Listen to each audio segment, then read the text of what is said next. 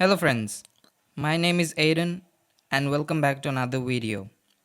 First fact, in 1982, 7 people died.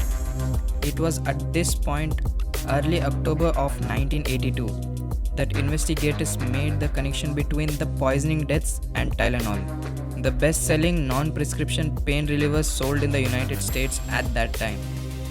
The gelatin-based capsules were especially popular because they were slick and easy to swallow.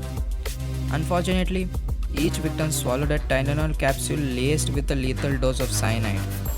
McNeil Consumer Products, a subsidiary of the healthcare giant Johnson & Johnson, manufactured Tylenol. To its credit, the company took an active role with the media in issuing warning communications and immediately called for a massive recall of the more than 31 million bottles of Tylenol in circulation. And case came to a conclusion that someone went around the stores in the Chicago area and replaced the powder in Tylenol with cyanide. They never found who did it. Incidentally, this is the reason why we now have tamper-resistant packaging or the seal on medications.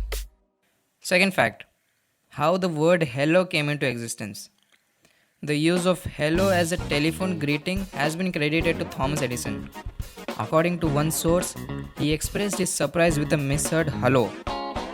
Alexander Graham Bell initially used ahoy, as used on ships, as a telephone greeting.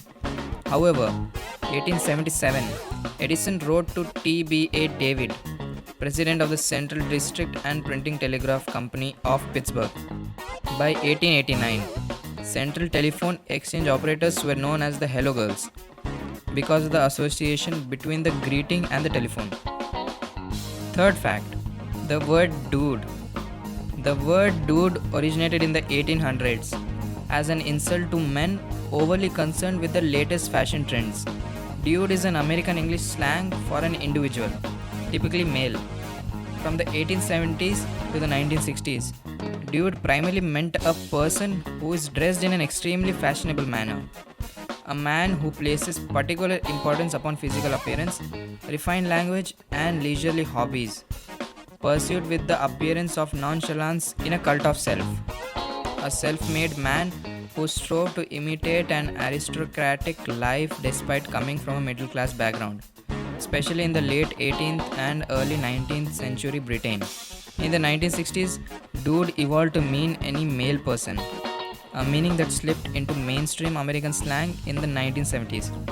Current slang retain is a man, a guy, a stylish, a confident person who is dressed up elaborately. Fourth fact, old people see dreams in black and white. Opinions have been divided on the color of dreams for almost a century.